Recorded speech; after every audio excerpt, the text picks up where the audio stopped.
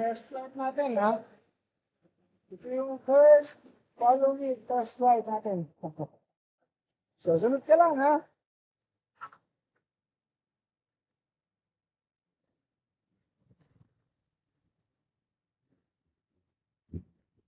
Test natin siya dito sa matraffic.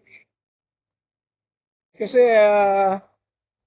itong si Neo, wala siyang obstacle sensors, kaya mas na-challenge ako sa kanya na dito i-test ride sa mataong lugar, maraming sasakyan, malapit lang dito sa ating tinitirhan.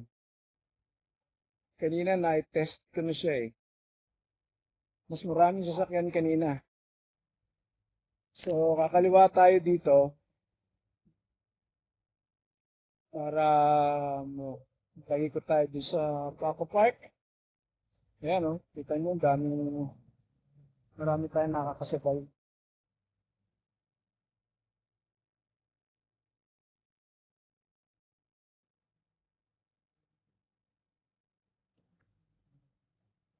Harap likod, maraming tumadaan. Kaliwa kanan.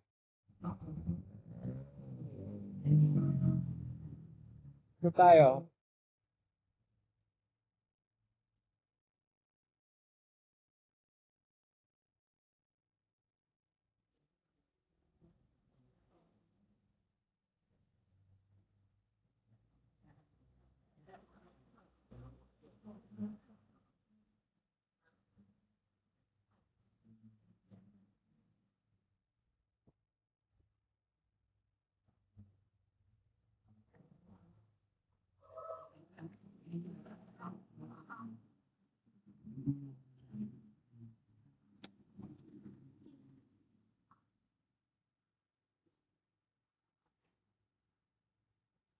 Hirap, tatawid tayo eh.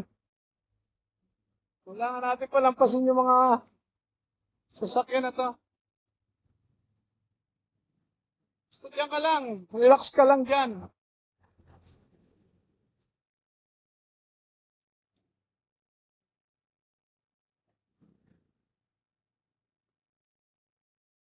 Let's go! Ayun, pinagbigyan tayo.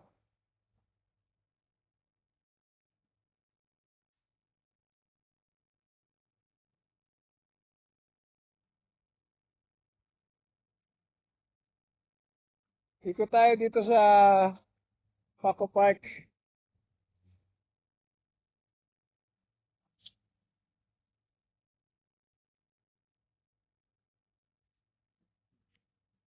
Yung palang audio, pag lumampas ka na mga around 3 feet dito sa microphone ng yung controller, cellphone yung gamit natin, wala nang maririnig.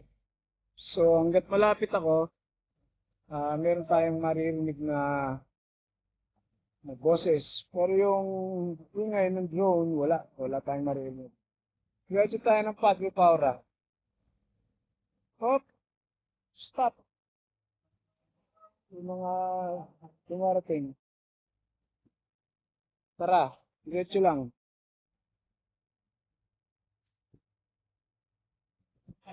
Nakakaba rin gamitin pag ganitong nagsisimula ka pa lang. Tapos sa ganito mo pasusubukan.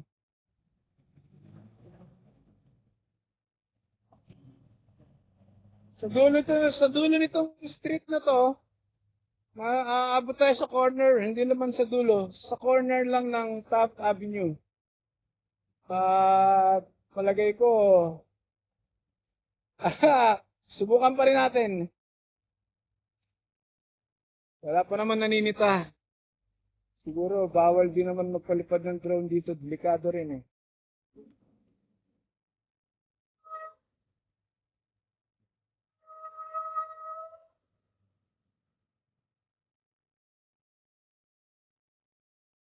Ano rito?